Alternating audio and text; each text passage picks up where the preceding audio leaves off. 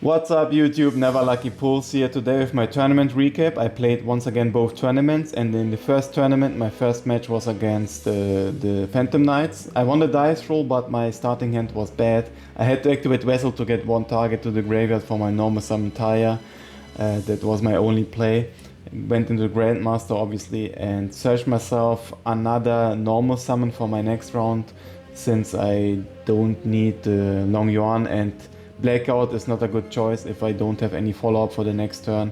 Therefore I decided to go for the normal summon, set 2 and pass turn. In his turn he normal summoned Tour Guide. I obviously negated the Tour Guide. He set 2 cards and also passed turn, so not a great starting hand for both of us.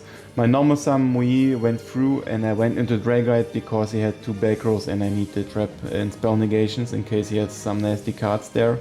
He activated the Twin Twister on my Rota, on my Emergence and one of my back rows.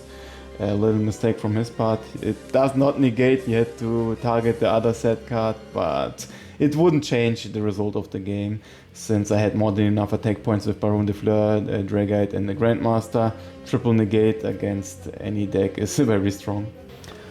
Game 2 he decided to go first, obviously wanting to establish his board with the not big negates but interruptions. You have double monster negate with the continuous trap, and with your link monsters you have also double pop effects which destroy cards on the field. I had one Ghost Bell to interrupt him, quote unquote, but he had extenders like Foolish Burial, so he could go off and still continue with all his plays. And like I said, ended up on a board with double monster negates and double destructions.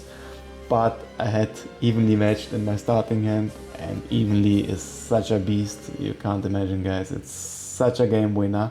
You have to play 3 copies if you go second, always. This card is insane. All his negates and interruptions were useless. I played one evenly basically and won the game. But first off, I played Pot of Desires to see what my next draws would be, and yeah, activated the evenly. From here on he had to banish 4 cards face down, so his graveyard effects won't trigger, and his continuous trap cards which negate monster effects are also gone. So that was a free field for me now, and my special summon Vishuda was interrupted. I wanted to bounce his link monster, but he had Skullmeister in hand and he negates graveyard effects. So he had 1 interruption there for me, but it was not enough. I had also double monk and the normal summon Taya, having the graveyard now in the target, banishing it and going into Grandmaster, and the Grandmaster getting Baron de Fleur and going for game there. So unlucky for him. If it wouldn't be for evenly matched, I probably would lose the game, but it would be close. So the evenly a beast for sure. Match 2 was against Shadolls. I won the dice roll and my starting hand was quite good. I opened up with Atara special summon and normal summon Mui. In case he has Imperm or Whaler, I can now go into Healthy Breaks into Appaloosa, but he had no interruptions, so I went into my Synchros. I had Grandmaster plus Sinister Long Yuan on the field, and I also went into the Monk to activate my Vessel to get even more pluses. And from this point it was basically very hard for him to come back, since I have a strong field plus a lot of follow-up. And yeah, his play was the emergency teleport in his turn. He special summoned the Shadoll Windy. I obviously banished her with my Sinister Long Yuan and burned him for additional 1200 life points. So he was very short on life points, because he normal summoned this guy. You pay 3000 life points and you can send 1 monster from your extra deck to the graveyard. I obviously negated it, but the 3k are costs, and therefore he couldn't survive the next round.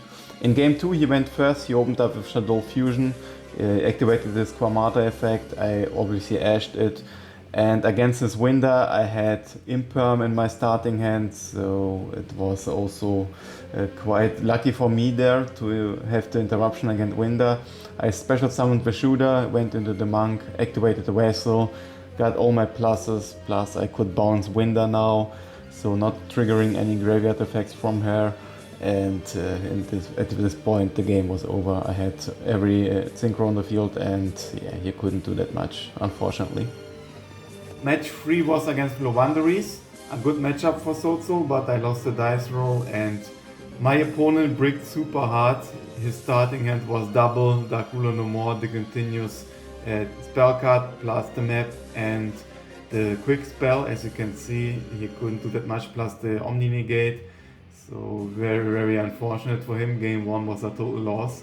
Game 2, his never lucky draws continued. He activated Extravagance and chained the Dimension Shifter, but had nothing as a normal summon, only the statue and past turn.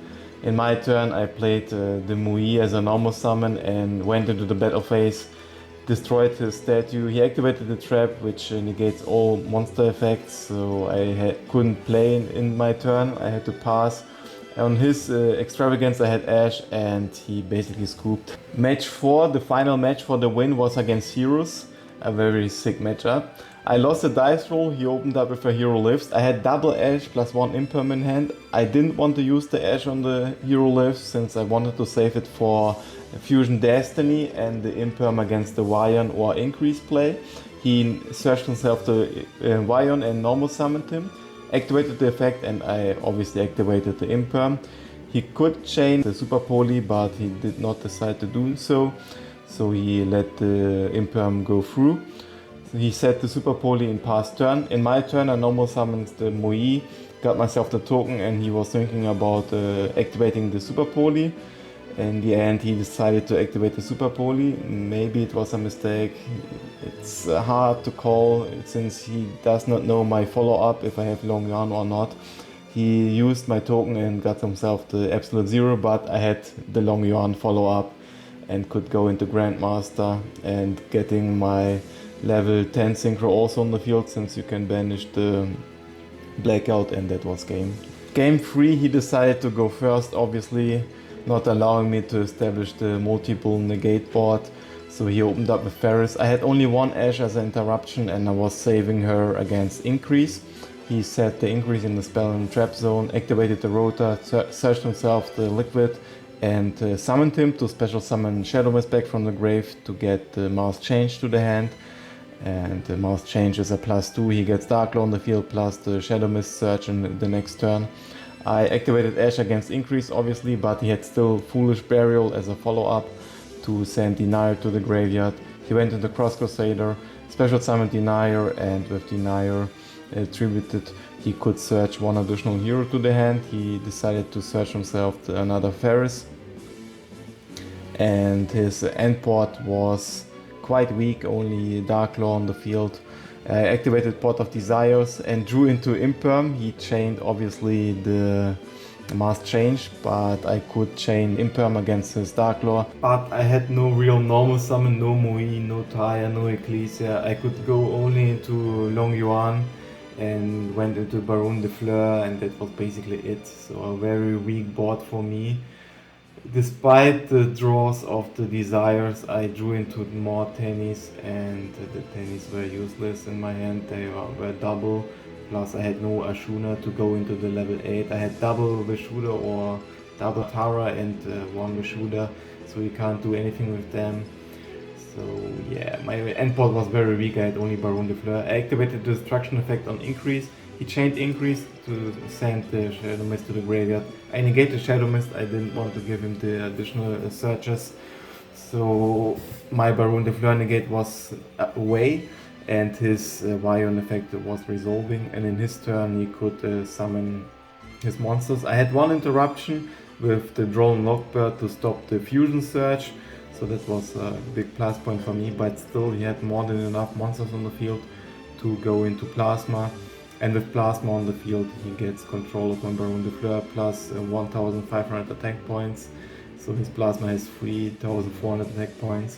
I had Vishuda in hand and evenly matched. I played first the evenly matched to see which card he was banishing, and he decided to go for Plasma, which was surprising for me. I was counting on his back row, but his back row was very precious for him. I summoned, no, I did not summon anything. I set one card in past turn, it was a Chalice. After his Denier and special summon, I negated his effect. Otherwise, he would get the double Malicious on the board and maybe the OTK, who knows. In my turn, I summoned Taya, but he had the dimensional barrier, so I couldn't go into the synchros. That's why he banished the plasma. So his back row was very precious, and he top decked into Fusion Destiny and had still the targets in the deck. That was the heart of the cards draw, and the game was lost for me there. Game 3, I decided to go first, obviously. My starting hand was very powerful. I had Pot of Desires, +2, and all my normal summons. I started first with my Tennis and Vessel to force some Ash plays or some Imperms against them. And yeah, he had nothing, no Ash, no Imperm so far. I went to the Grandmaster, normal summoned Ecclesia and tributed her to get my Mohi. Went to the Dragite since I need the spell negations, and went into the Long Yuan, but he had Nibiru to destroy all my monsters. My token had over 9,000 attack points. It's over 9,000! 9,000! Was sick. But I had nothing left. I had the Dimensional Barrier, I flipped it on his Fusion Destiny and he had to pass turn. I normal summoned my Tenny and bounced with the Shooter one of his set cards and went for game with the token.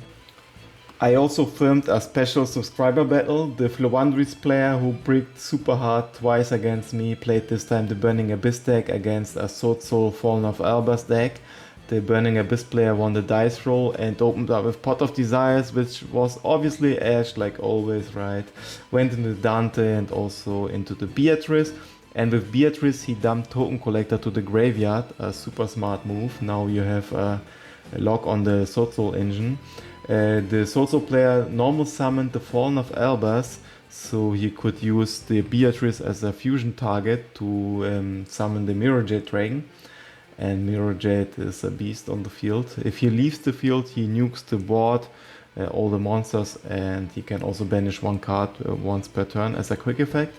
He also tributed the Ecclesia to special summon Mohi from the deck, and yeah, passed turn with a set 1. It was Chalice. He activated Chalice on the Tour Guide effect, obviously not getting the pluses here. He had to go into the Dark Charmer, but Dark Charmer was immediately banished by the Mirror Jade effect, so he had only Graph on the field and one set card.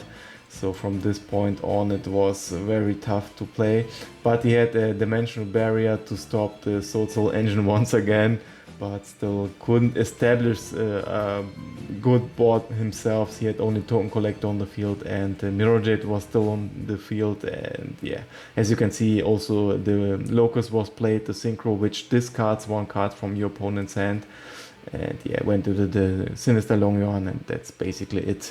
Sadly, no chance for the Burning Abyss deck. Game 2 was super sick. The Burning Abyss player went first. It was a very close game. He established a powerful board with LP Mascarena, Beatrice, which dumps obviously the Token Collector to the graveyard to have the lock on the SwordSoul player. So very nice move, set 1 and pass turn. The SwordSoul player had a Forbidden Chalice to negate Mascarena. It was chained by Beatrice to send the Token Collector to the graveyard to have the lock, obviously. Special summoned Ecclesia after he activated the Pot of Desires to get 2 additional cards to the hand. Normal summoned Mohi after he special summoned by Ecclesia's effect the Fallen of Albers to the field. The Mohi effect was obviously met by the Token Collector, what a wonder, right? And he could go for the Harvey Breaks play since he played the Dragon Circle. And after the Harvey Breaks play, he played also the Vessel to send one worm to the graveyard and searched himself the Long Yuan as a follow-up play. And yeah, that was basically it for the game.